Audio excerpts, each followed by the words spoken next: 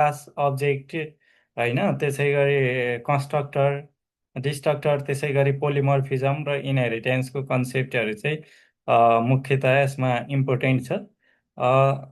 आज चाहिँ सुरुमा क्लास र अब्जेक्टको चाहिँ हामी डिटेलमा हेर्छौँ, त्यसपछि कन्स्ट्रक्टर र डिस्ट्रक्टरतिर जान्छौँ।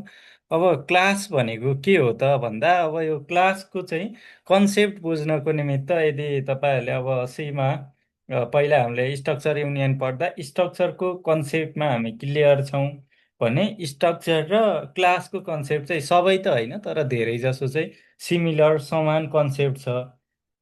यसमा फरक चाहिँ के छ त भन्दा, स्ट्रक्चर यदि तपाईँहरूले चाहिँ रिकल गरिराख्नु भएको छ, स्ट्रक्चर सम्झिराख्नु भएको छ भने स्ट्रक्चरमा चाहिँ खालि चाहिँ भेरिएबल मात्रै राख्न मिल्यो, तर क्लासमा चाहिँ भेरिएबलको साथसाथै फङ्सन पनि राख्न मिल्छ।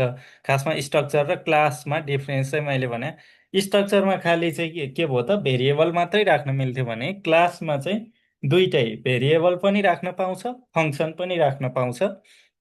अब क्लास के हो त भन्दा, क्लास भनेको सिम्पल भाषामा बुझ्नु पर्दा चाहिँ अ, नक्सा हो। क्लासले के भन्छ त, क्लासमा चाहिँ के काम हुन्छ, के डेटा हुन्छ भन्ने कुरा चाहिँ क्लासको चाहिँ यो एउटा ब्लू प्रिन्ट जस्तै हो। जस्तो घरको नक्सा बनाउनु पर्यो अथवा हामीले एउटा कम्प्युटर डिजाइन गर्नु पर्यो भने त्यसको लागि चाहिने कम्पोनेन्टहरू के हो त भन्ने कुरा, क्लास भनेको एउटा चाहिँ ब्लू प्रिन्ट अथवा आर्किटेक्ट हो एउटा, होइन।